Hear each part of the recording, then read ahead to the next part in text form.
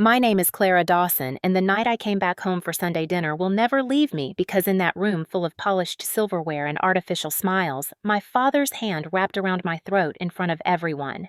The dining room had been set to impress, as if a stranger had been expected rather than family. The white tablecloth was stiff with starch. The silver knives and forks reflected the glow of candles lined neatly down the center, and the smell of roasted chicken heavy with thyme and lemon filled the air. Steam from the scalloped potatoes rose in faint curls mixing with the sharper tang of wine that had already been poured. My mother Margaret moved with quick, fragile motions, her hands trembling so badly that the crystal in her grasp rattled whenever she tried to refill a glass.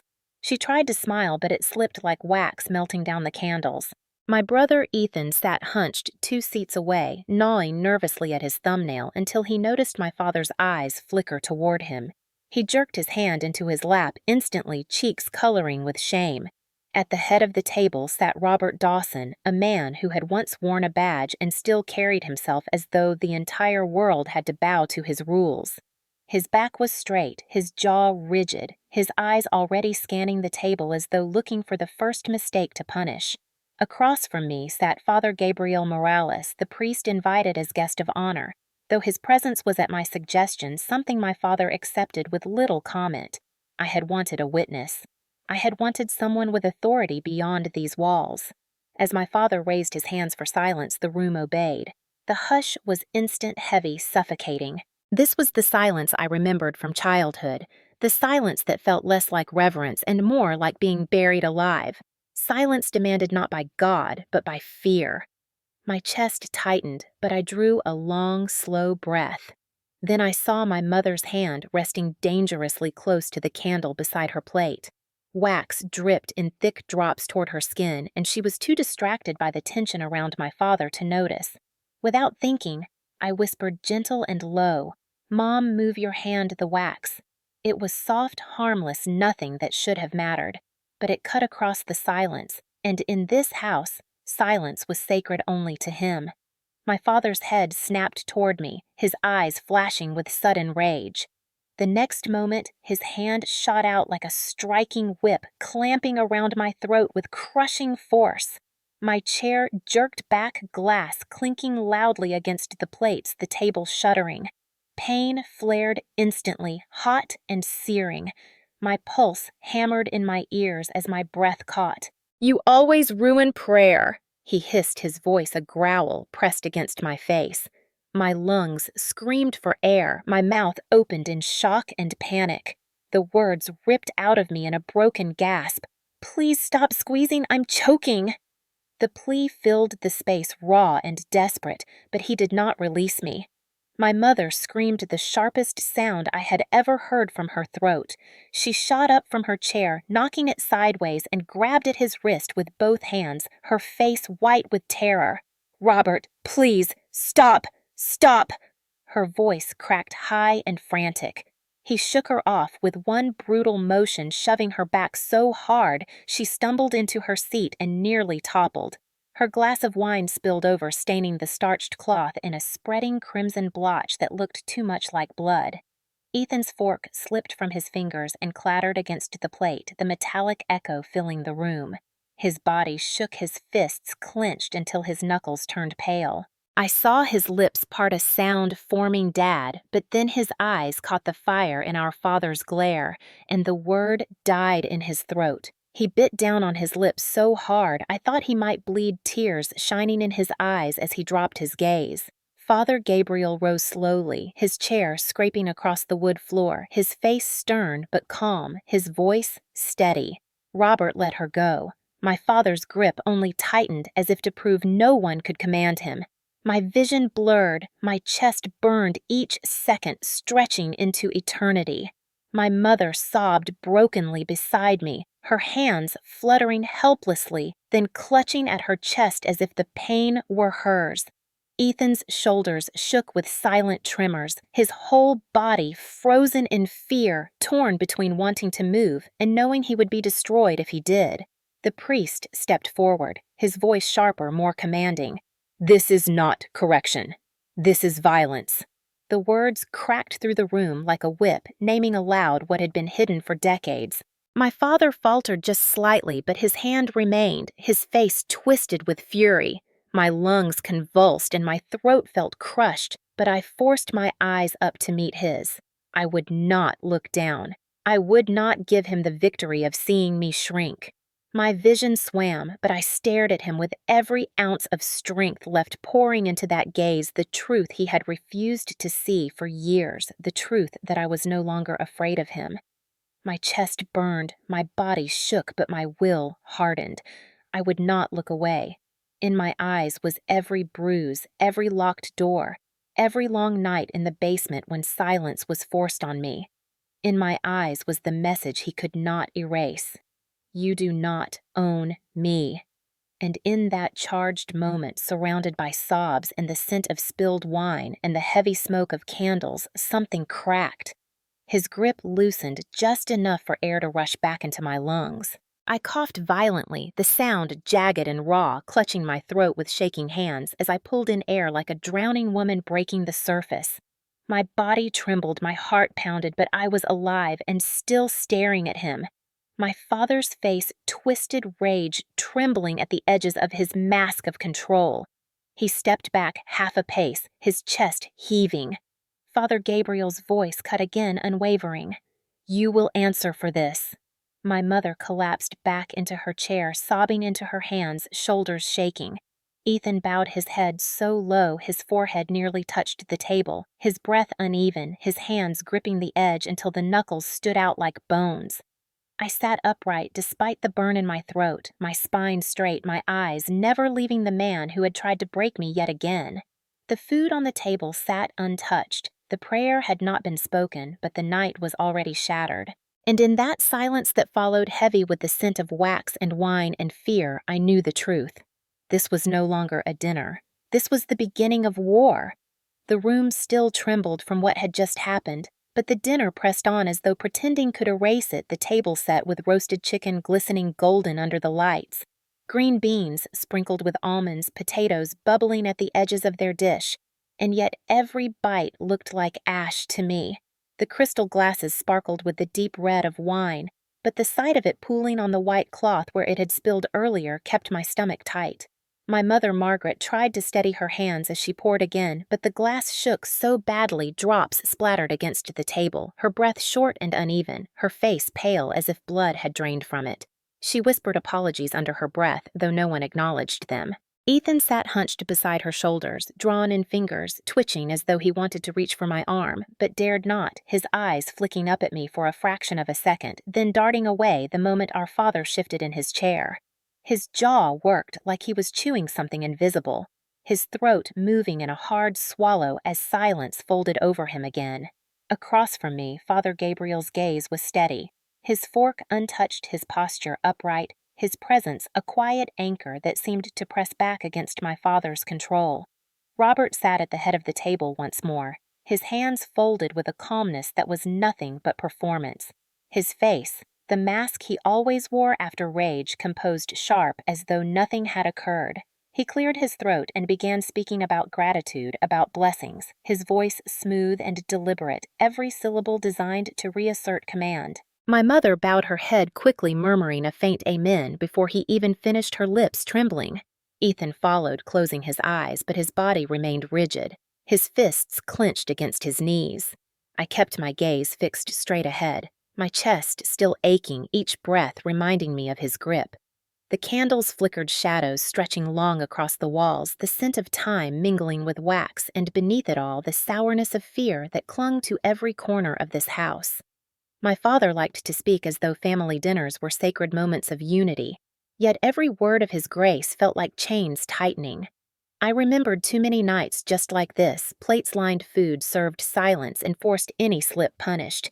Even the clink of silver against porcelain made me flinch, my body too well trained by years of discipline delivered under the guise of love. My mother moved quickly from dish to dish, offering servings with forced politeness, her eyes always watching him first, measuring the temperature of the room.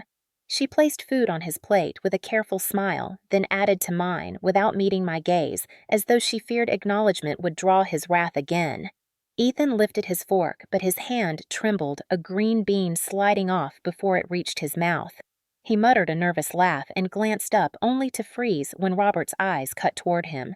The laugh died instantly, and Ethan lowered his fork, murmuring an apology so soft it was almost lost under the creak of the house. The air thickened heavy with the weight of words unsaid. My father finally lifted his glass and gave a small nod, the gesture we all knew meant it was time to sip. Margaret obeyed, instantly lifting her glass though her hand shook. Ethan followed his lips, barely brushing the rim, his eyes darting to Robert again. I left mine untouched, my chest still burning from his grip, my throat raw. Father Gabriel's eyes flicked to me, then back to Robert, the silence between them loaded. My father smirked faintly, the corner of his mouth twitching as if daring someone to speak. I could feel Margaret's eyes slide toward me quickly wide and pleading, begging me without words not to break the fragile peace. Ethan sat rigid, his knuckles white around his fork, his breath shallow. The chandelier above hummed faintly, the only sound besides the scraping of cutlery against porcelain. This was the pattern of every dinner I remembered, fear carved into ritual silence mistaken for respect. The performance continued, food passed like offerings, words measured like currency, but underneath it all, every person at that table lived in dread of the next spark. My father's presence was like a storm cloud pressing against our lungs, daring us to breathe too loud, daring us to move too quickly. The wine glistened, the candles burned, the food cooled, and still no one spoke freely. It was a theater of obedience, and Robert Dawson was both director and audience content, only when all others bent to his script. Yet at that table something new existed, something he had not accounted for. The unwavering eyes of Father Gabriel fixed upon him, watching, assessing, refusing to play along. That presence was the only thing that made me sit straighter, the only thing that reminded me I was no longer a child at this table. But as I looked at my mother's trembling hands and my brother's downcast eyes, I felt the old silence pressing hard, the silence that had buried me for years, and I knew it would not hold much longer. The fragile calm of the table shattered in an instant when my father's eyes cut back toward me as if my very breathing offended him.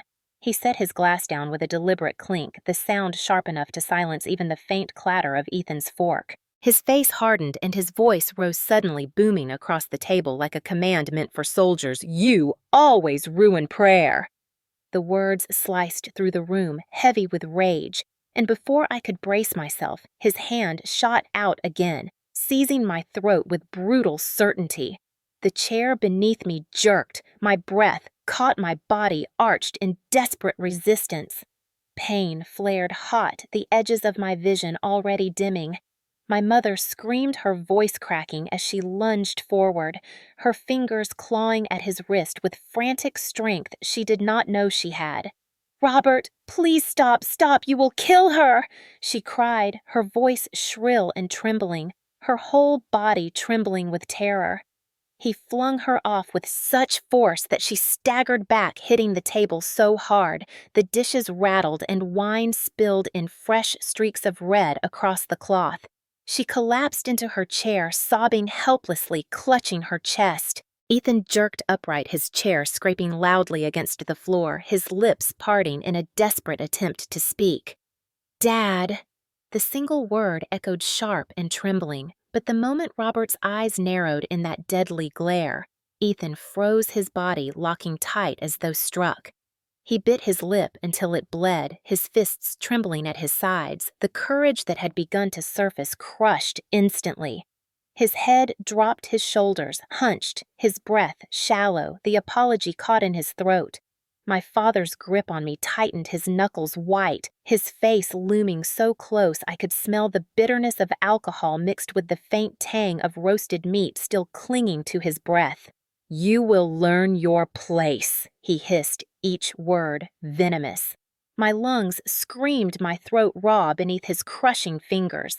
The sound of my gagging filled the room, echoing against the high ceiling, merging with my mother's sobs. My hands clawed at his wrist, desperate, my fingernails digging into his skin, though I knew he would never release me because of pain. He thrived on the proof of his control, the sight of fear in my eyes. My body shook, My heart pounded so violently I thought it would burst. Father Gabriel rose the scrape of his chair, sharp as a blade drawn. His voice cut steady, unwavering, filling the room with something stronger than rage. "This is not correction, Robert. This is violence. Release her now." His words rang out, not shouted, but carried with authority, the kind that filled churches and battlefields alike. My father's jaw tightened, his eyes flicking toward the priest for only a fraction of a second, but his hand did not move. His power had never been challenged in his own home, not by wife, not by son, not by daughter. The thought of surrender was foreign to him. My throat convulsed, spots danced across my vision, every breath a battle. My body wanted to collapse to surrender, but somewhere inside me a fire flared. I locked my eyes on his once again, pouring into that stare every memory of pain he had ever inflicted, every night locked away, every bruise hidden, every silence forced upon me. My gaze told him the truth he could not erase. I would not break. My mother's hands reached out again weakly, tears streaming down her face, her sobs choking her words. "Robert, please, please stop this. She is your daughter." Her voice fractured, shaking with both fear and love. He ignored her completely, his hand trembling not from weakness, but from the force of his grip. Ethan's chair squeaked again as his body shifted, his knuckles wide around the edge of the table, his teeth clenched as though holding back a scream. His eyes shone wet, but his lips pressed shut, sealed by years of fear. Father Gabriel's voice rose again, sharper, filled with something almost like thunder. "You will answer for this. You will not hide behind prayer or family. This is sin. This is crime." The words broke through the air like a hammer striking glass. My father's chest heaved, his breath rough. For the briefest moment, his grip faltered not from mercy, but from the shock of being named aloud the truth spoken in his house by a man he could not easily dismiss. I coughed violently as air tore back into my lungs, my chest heaving, my throat on fire, but I was alive. My father withdrew his hand slowly, his eyes never leaving mine, his face a mask of fury and disbelief, as though he could not fathom that I had not crumbled. My mother collapsed fully against the table, weeping, her shoulders shaking. Ethan dropped his head again, tears dripping onto his plate, his hands shaking uncontrollably. Father Gabriel stood firm, his gaze locked on Robert, unwavering, a silent promise that this moment was not going to be buried like all the others. The silence that followed was different now. Fractured, unstable, filled with cracks through which truth began to seep. My father sat back slowly, his chest rising and falling, his fingers twitching against the tablecloth, his control slipping though he tried to mask it. I sat rigid, my throat aching, my body trembling, but my eyes never wavered from his. And in that silence, I knew something had changed forever. The grip on my throat and the desperate gasps for air pulled me back into memories I had tried for years to lock away. Memories of the basement that became my childhood prison, a place colder than winter and darker than any nightmare, where silence was enforced as punishment and time itself seemed to stretch into endless hours. I was 8 years old the first time my father shoved me down those creaking wooden steps, his hand heavy against my shoulder as I stumbled and fell, my palms scraping against the rough cement floor when I landed. The smell was unforgettable. A mix of damp concrete dust and mildew, a smell that clung to my clothes and hair, no matter how hard my mother scrubbed afterward. The single light bulb above flickered weakly, casting long shadows that seemed to crawl across the walls. There was no furniture, only a thin blanket he sometimes tossed down, and the locked door above me clicking shut with a finality that made my stomach twist.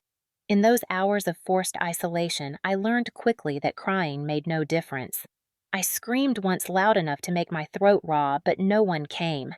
My father heard it from above, and his footsteps on the floorboards grew heavier until finally he opened the door, looked down at me with a sneer, and said, "You sound pathetic."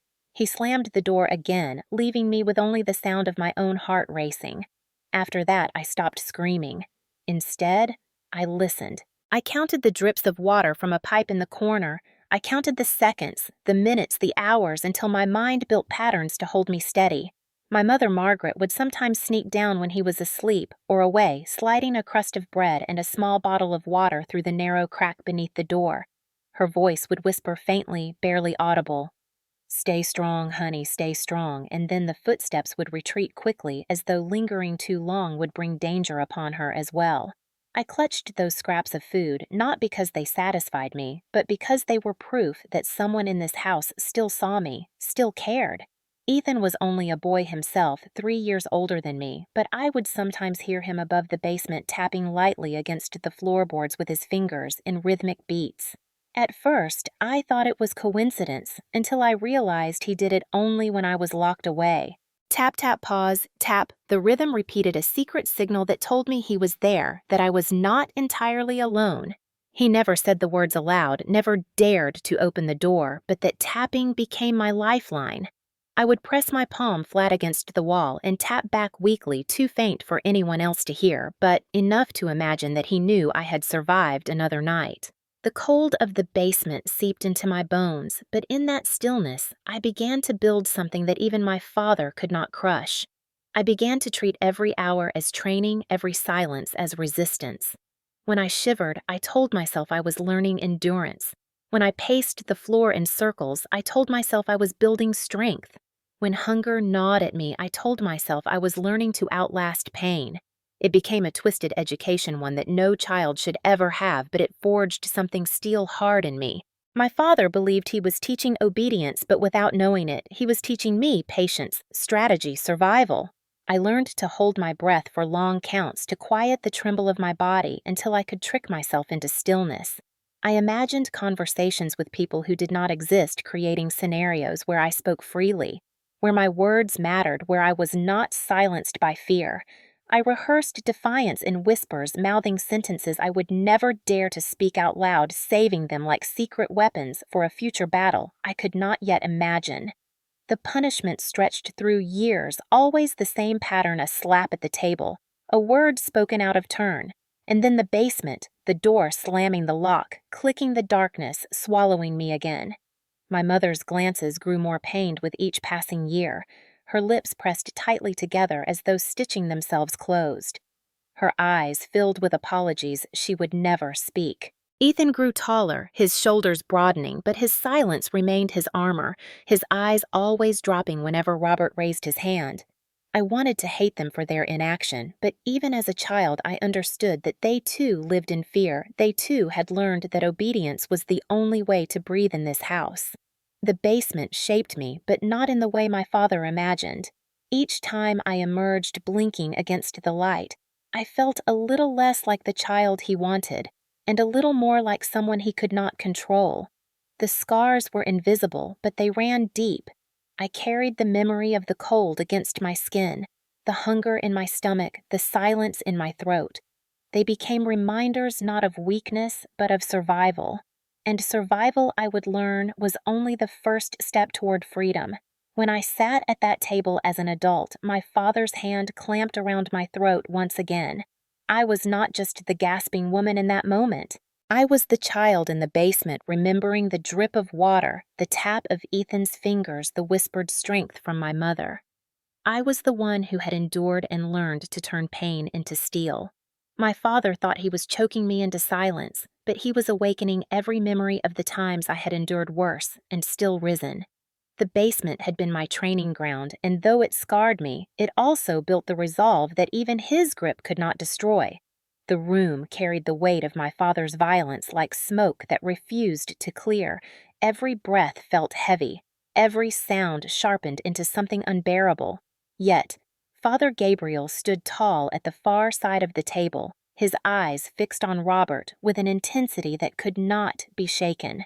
The priest's voice broke the silence, not with a shout, but with the calm gravity of truth itself. "Do you always choke your daughter before prayer, Robert, or was tonight meant to be special?"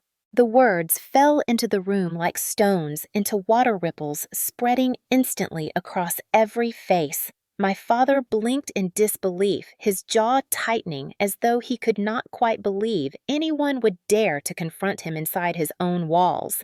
He gave a short, sharp laugh, brittle and forced, then leaned back in his chair with a mocking smirk. That is discipline, Father. She knows better than to disrupt the table. My throat burned as I touched it lightly. The memory of his grip etched into my skin, but I did not speak. Margaret trembled beside him, her hands clutching the edge of her chair so tightly. Her knuckles looked pale, and her voice rose in a whisper barely audible. No, it is not discipline, Robert. It is not. Her lips quivered as she said it, her eyes shining with tears, but her voice broke off quickly, too faint to carry further her courage smothered by decades of fear. Robert snapped his gaze toward her, his glare slicing across the table, and she shrank immediately, bowing her head, murmuring something that sounded like apology. Ethan's body stiffened, his eyes darting to me for just a second wide with silent pleading. His lips pressed into a thin line as though begging me not to fight back, begging me to endure so that the night might end without another explosion. I read the message in his gaze, the familiar desperation of someone who wanted peace at any cost, even if that peace meant silence. My father's face turned back toward the priest, his smirk deepening, his voice low and mocking. You do not tell me how to run my family, Father. God commands order, and order requires discipline. Father Gabriel did not flinch. He stepped forward one pace, his posture straight, his hands resting lightly on the table, his eyes locked on Robert with a steadiness that carried no fear. God does not bless violence, he said firmly, his words slicing through the heavy air. God does not bless a hand that strangles his own child. For the first time that evening, the mask on Robert's face cracked. His lips curled back, his jaw clenched, his fingers tapping hard against the wood of the table, the sound like distant drums announcing anger. Margaret drew in a sharp breath, her chest rising and falling quickly, and whispered again, Please, Robert. But her plea barely reached him. Ethan's hand gripped the napkin in his lap so tightly the fabric tore. His breath ragged, his shoulders shaking. He wanted to vanish but could not. The tension stretched like a wire pulled too tight, every eye at the table waiting for the inevitable snap. My father leaned forward, his voice louder now, rising with fury. You dare come into my house and call me violent! You dare to stand against me here! His hand slammed down against the table silverware, rattling glasses trembling. This is my family, my house, my rules. Father Gabriel's face remained calm, his voice steady, unbroken. Not tonight, he said, each word measured final. The silence that followed carried more weight than any shout. My mother wept softly into her hands. Ethan bowed his head lower, but I felt the air shift the balance, no longer belonging solely to Robert. For the first time in my life, someone had spoken aloud the truth we all knew but never dared to say, and that truth did not retreat even when faced with his fury. It hung in the air like light breaking through a shuttered window, impossible to ignore. My father's breathing grew louder, harsher, his face flushed red, his control slipping. His eyes darted between me and the priest, and for a moment I saw something flicker there, something that looked almost like doubt. Father Gabriel pressed on his voice, carrying the weight of centuries of scripture. A father who harms his child does not honor God. A man who rules with fists dishonors his family. This ends now. His words echoed in the silence, vibrating in my chest, steadying my heartbeat. I sat straighter, my throat raw, my lungs still aching, but my eyes clear. The priest had named the violence, broken the ritual of silence, and the world would not return to what it was before. When Father Gabriel's words rang through the dining room, declaring that God did not bless violence, my mind slipped back to the years after I left that house, the years when I had to rebuild myself piece by piece, carrying the scars of the basement, but refusing to let them define my entire life. I was 19 when I finally walked away, my backpack heavy on my shoulders, my throat burning with the echo of my father's voice telling me I would crawl back broken. I did not crawl back. I stepped into a world that was colder in some ways, indifferent in others, but at least it did not try to strangle me into silence. The first nights alone in a cramped apartment were brutal. The mattress on the floor sagged, the heat barely worked, and I ate noodles from cheap cups with water boiled on a hot plate. But each morning I woke free, and that freedom was enough to keep me moving. I enrolled in community college first, taking courses in criminal justice drawn instinctively to the idea of law because I wanted to understand the system that could one day hold men like Robert accountable. The classes were hard, the hours long, and more than once I thought about giving up. Yet each time I wanted to quit, I remembered the sound of the basement lock clicking the way silence had been used against me, and I pushed harder. I worked nights as a waitress, my feet blistered, my hands red from scrubbing dishes, but I saved every dollar. Eventually, I transferred to a university majoring in law with a focus on family violence and victims' rights. My professors saw something in me, a hunger, a relentless drive that would not fade, and they pushed me further than I thought I could go. I studied cases late into the night, reading about restraining orders, statutes on assault, the intricacies of how justice could be both shield and sword. During those years, I volunteered at a shelter for women who had escaped abusive homes. I sat with mothers who clutched their children while trembling from memories they tried to bury. I listened to their stories, stories that echoed too closely to my own, and I felt the same cold anger rise. But I also felt solidarity. For the first time, I was not alone in what I had endured. I learned that strength could be shared, that healing often came in community. The work was draining, but it carved purpose into me. Letters from home came sporadically. My mother sent short notes, often hidden inside hymn books she mailed under the pretense of gifts. Between the pages of scripture, she wrote in small, slanted handwriting, "I am sorry, I pray for you. I wish I had done more." I read them late at night, tears blurring the ink, hearing her voice in those whispers, knowing she was still trapped, but trying in her own way to reach across the distance. Ethan never wrote openly, but once I received a scrap of paper folded into the cover of an old photograph of us as children. It bore only a single line, "I wish I was brave like you."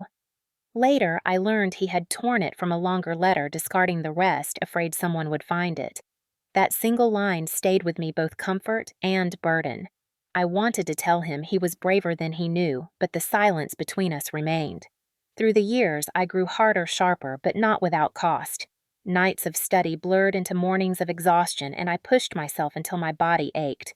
Yet each achievement felt like one more stone placed in the foundation of a life my father could never take credit for. My degree, my internships, my job at a nonprofit, defending women in court, all of it was mine, earned through sweat and scars. I learned patience, the kind my father had thought was obedience, but was in truth resilience. I learned to gather evidence, to build cases brick by brick until no denial could stand. I learned that revenge is reckless, but justice requires precision. Slowly, the image of the terrified child in the basement began to fade, replaced by a woman who could stand in court and argue with clarity. Still, the echoes never left entirely. Some nights I woke in sweat hearing his footsteps in the hall. Sometimes a slammed door at work made my body tense instinctively. But now I had tools, knowledge, allies. I was no longer a victim in silence. I was a fighter, cloaked in the authority of the law. When I returned home years later for dinners like this one, I did not announce who I had become. I let him believe I was still the quiet daughter, still shaped by his rules. I let him think the silence remained. All the while, I carried the truth inside, sharpened like a blade, ready for the night when the world would see him for what he was. That night was now. The table trembled with unspoken tension, the smell of thyme and lemon from the roasted chicken, now sickly sweet in the stale air when I finally rose from my chair.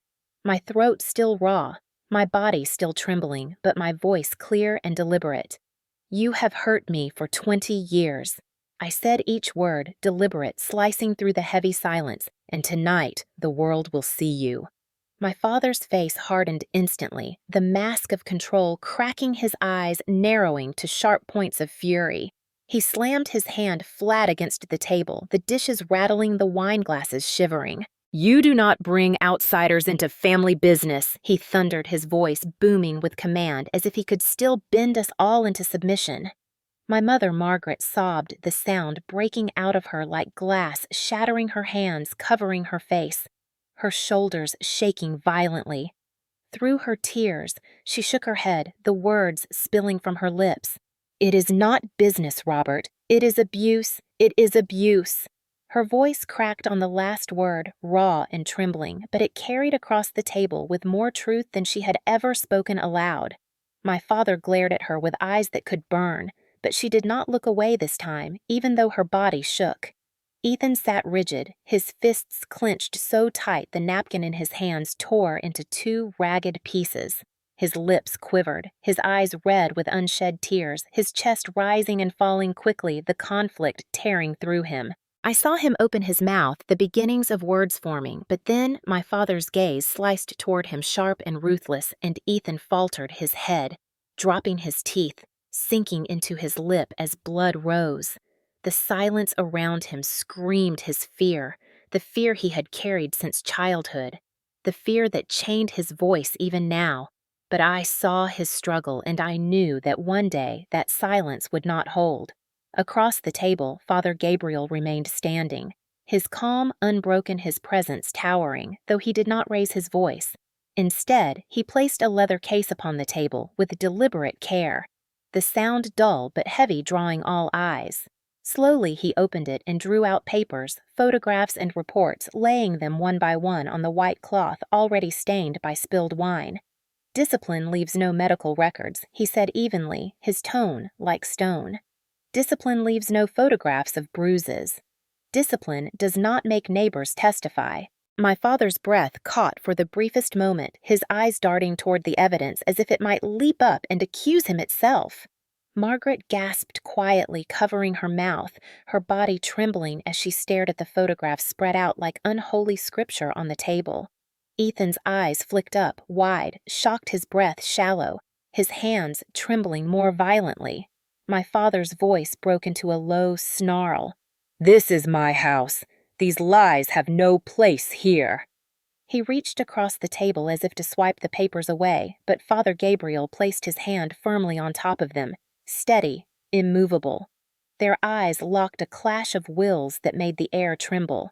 "These are not lies," the priest said softly but with weight. "These are truth, and truth does not fear your house." The silence that followed was pierced only by Margaret's muffled sobs and the faint ticking of the clock on the wall. My father leaned back slowly, his face red, his chest rising and falling with barely contained rage. "You think you can humiliate me in front of my own family?" He spat the words, dripping with venom. "You think you can drag outsiders into this?" I stepped forward, then my voice steady, though my body shook. "This is not humiliation," I said, my gaze fixed on him. "This is accountability. You taught me silence, but silence ends tonight."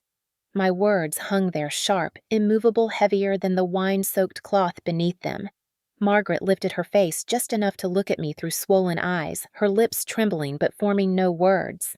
Ethan's fists loosened slightly, his torn napkin falling to the floor, his shoulders heaving with uneven breath. My father's jaw worked, grinding as though he could chew the words away, but nothing came. Father Gabriel's eyes never left him, the evidence still spread out like judgment between us. The balance at the table shifted, and for the first time in this house I felt the power move away from his hands. The air in the dining room grew so dense it felt impossible to breathe as my father's rage boiled, his face red, his hand twitching against the handle of his knife, as if the blade itself might restore his dominance. But then a sound interrupted, a hard rapping against the front door, 3 sharp knocks that echoed through the house like the beat of a drum announcing fate. My father stiffened his head, snapping toward the hallway, his eyes narrowing. "Who dares?" he growled, his voice low. Dangerous, his authority trembling but not yet broken. Margaret froze, her hands clutching her chest, her eyes wide with dread, whispering softly, "Robert, please, just stop now, please." Ethan's head jerked up, his body shaking. His eyes darting between the door and our father, his lips parting with something like hope, but closing again as fear stole the words away. The knock came again, louder this time, undeniable. Father Gabriel did not move, his face calm, but unyielding, his gaze still fixed on Robert as he spoke with quiet finality. "It is not me you must answer to now. My father's chair screeched against the floor as he stood abruptly, towering, his breath heavy, his chest rising and falling with fury. "This is my house," he shouted. "No one enters without my permission." But before he could take a step, the door opened with authority, and the sound of boots against tile carried down the hallway. Firm, deliberate, unstoppable. Two uniformed officers appeared in the doorway, their presence filling the room with a weight stronger than my father's threats could ever be. One of them, tall, with a steady gaze, spoke clearly. "Robert Dawson, you are under arrest." For a moment, silence followed so sharp it hurt. My father's knife clattered against the plate as his hand dropped it in shock. His mouth opened words, sputtering. "She is mine. She is my daughter. You have no right." His voice rose, desperate, cracking around the edges.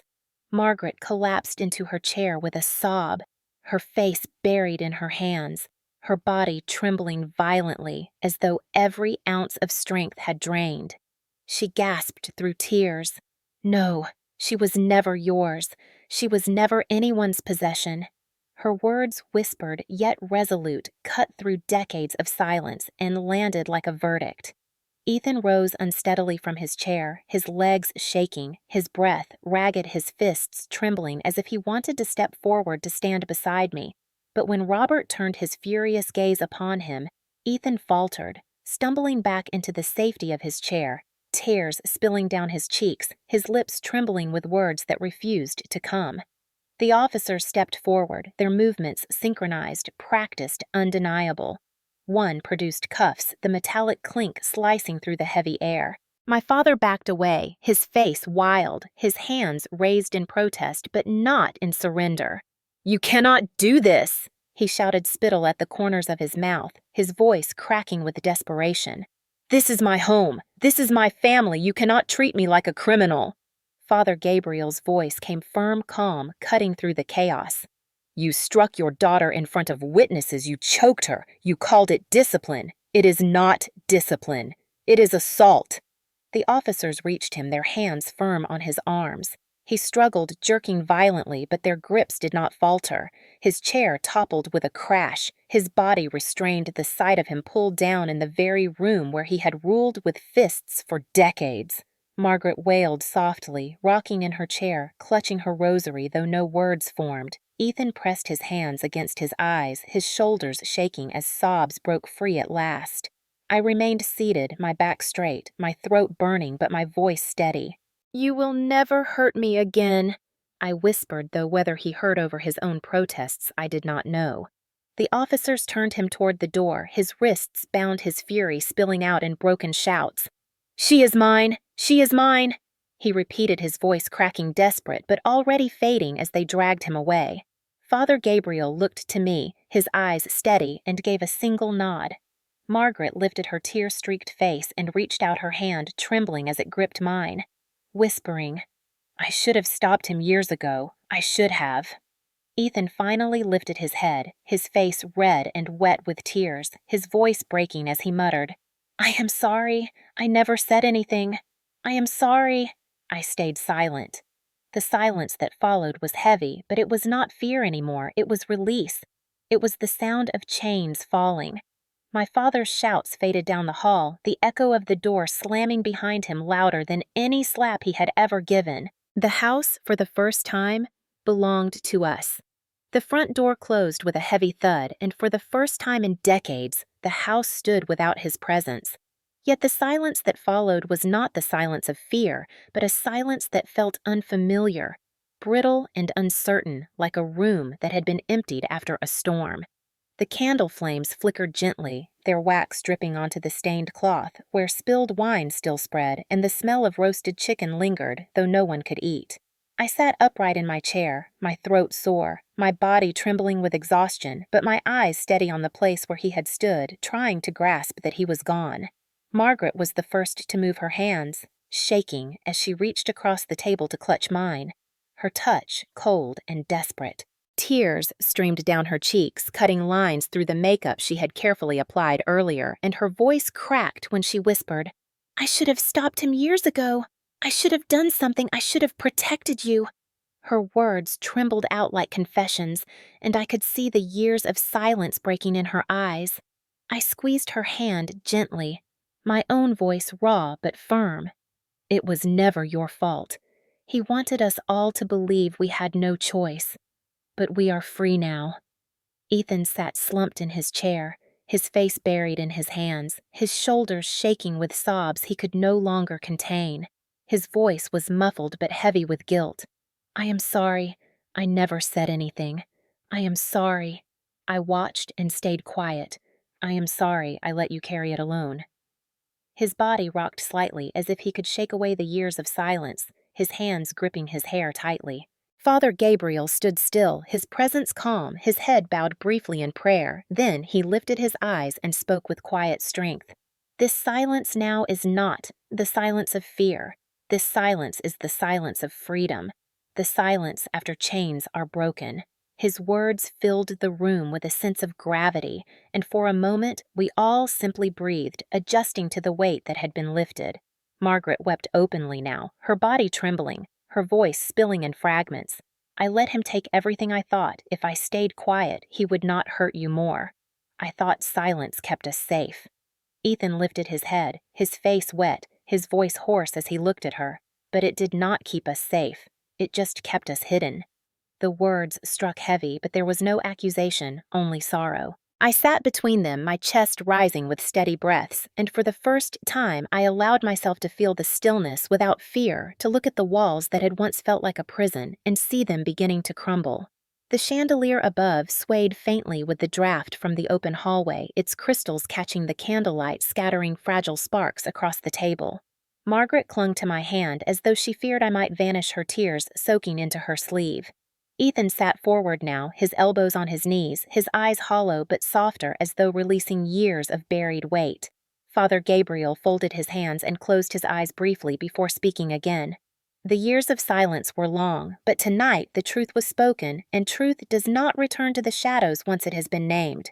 His gaze met mine, steady, affirming, and I felt something settle inside me, a quiet certainty that though scars remained, the cycle had been broken. My throat ached, but I spoke anyway, my voice calm. The silence he used to control us is over now. Silence can mean peace. Margaret sobbed softly and nodded, her grip on my hand tightening. Ethan let out a shaky breath, his lips trembling but forming the words, "Maybe now we can breathe. Maybe now we can be more than what he left us." The house was quiet except for our breaths and the faint tick of the clock. And though the air still carried the echoes of violence, it also carried a fragile hope. For the first time in my memory, the silence felt like possibility. The courtroom was cold and formal, the kind of place where every sound echoed too loudly, where the weight of law itself pressed against the walls, and as I took my seat among the witnesses, I felt both the child who had once been silenced and the woman who had learned to speak standing inside me at the same time. The trial began with the rustle of papers, the shuffle of footsteps, the judge entering in her black robe, her face stern, her gavel striking once to call the room to order. Robert Dawson sat at the defense table, his hair grayer than before, his posture still rigid, though his wrists now rested on the table with subtle tremors. He glanced around the room as though searching for control for the fear he used to command, but his eyes found only the steady gaze of the jury, the unwavering presence of the prosecutor, and my own unflinching stare from across the room. Margaret was there too, her hands folded tightly, her rosary beads tangled between her fingers, her lips trembling, but her spine straighter than I had ever seen. Ethan sat beside her, his jaw tight, his knee bouncing nervously, his eyes fixed on the floor until the judge called for the first witness. My name was spoken, the words echoing, and I rose, my heels clicking softly against the tile as I walked to the stand. My chest tightened, my throat dry, but I placed my hand on the Bible and swore to tell the truth. Sitting down, I lifted my eyes and saw my father's glare, sharp and venomous, but it did not pierce me anymore. I spoke, my voice steady, though my hands trembled slightly. I told them of the basement, of the silence of the handprints left on my skin, of the ritual of obedience that had defined our lives. I described the night of the dinner, the choking, the prayer interrupted by violence, the evidence spread on the table by Father Gabriel, the arrival of the police. The prosecutor guided me carefully, her voice calm, and each word I gave became another piece of the truth, built brick by brick before the jury. Robert's lawyer objected, often claiming exaggeration, claiming family disputes, but the judge's gavel cut through his protests, sustaining the right of truth to be spoken. When I finished my testimony, my throat raw but my chest lighter, I stepped down and returned to my seat. Margaret was called next. For years I had known her silence, her bowed head, her trembling hands, but that day she rose slowly, her shoulders shaking but her eyes filled with determination.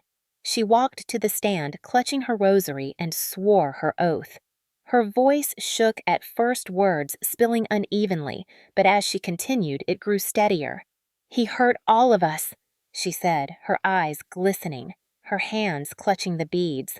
"I thought staying quiet would protect my children. I thought if I absorbed his rage, it would stop him from hurting them more, but it did not. It only gave him room. I let silence bury us, but I cannot stay silent anymore." The courtroom was hushed, the jurors leaning forward, the judge watching intently. Robert shifted in his seat, his jaw tightening, his fists clenching, but he said nothing.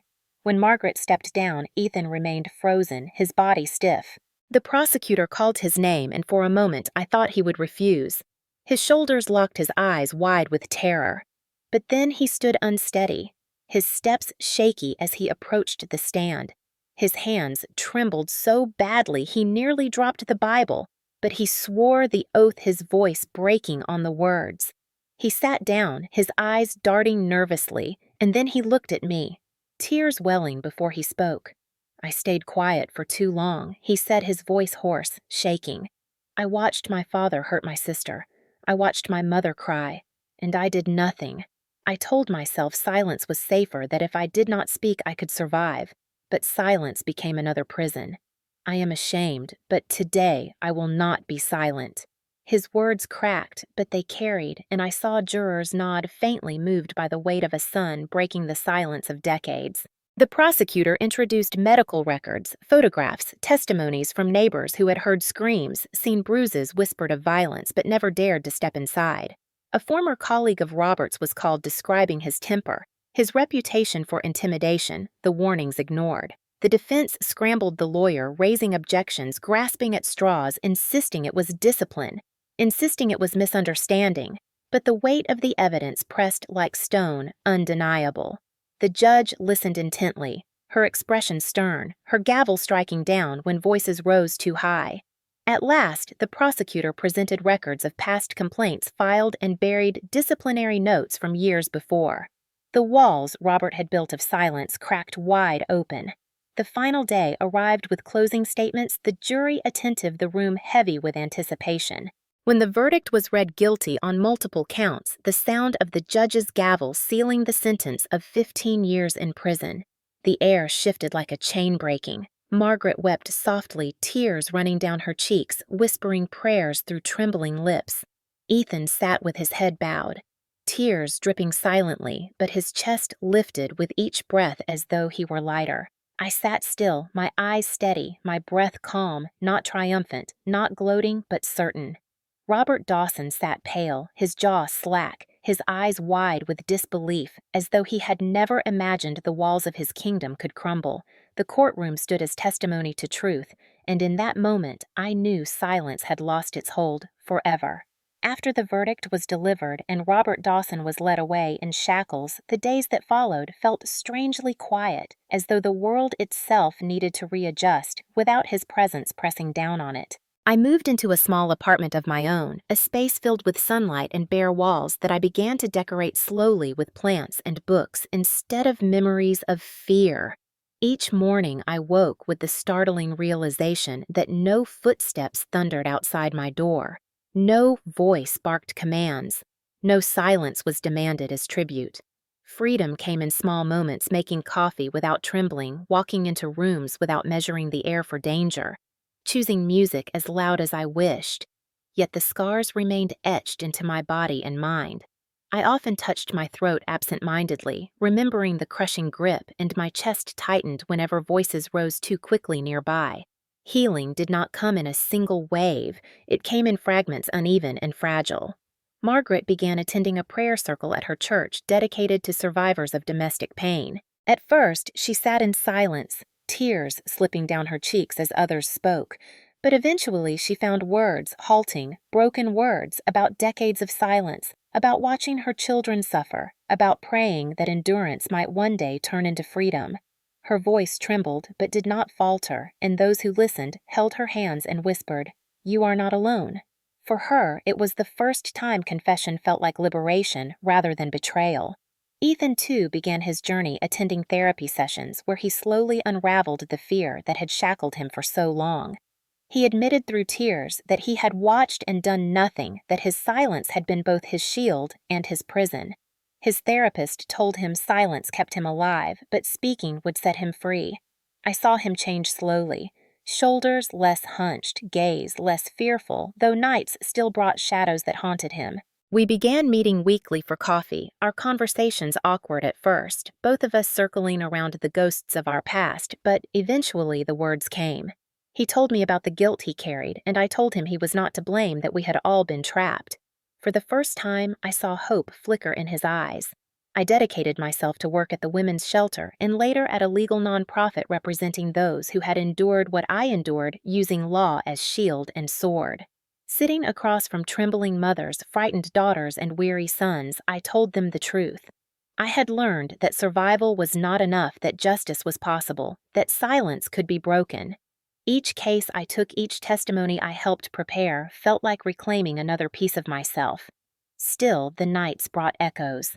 I dreamed of the basement, of the locked door, of the dripping pipe, of the voice telling me I was nothing.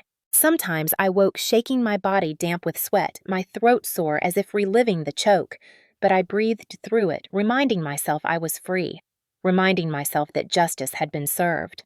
Margaret called often, her voice soft, sometimes filled with apologies, sometimes with quiet prayers. We spoke about small things too, recipes, the weather, memories of times before everything grew dark. Each conversation was another step toward mending a bond, scarred but not destroyed. Ethan visited me once with a stack of notebooks from therapy filled with scribbled reflections. He showed me one page where he had written in bold letters, "I am not silent anymore." He smiled through tears when he showed me, and I hugged him for the first time in years.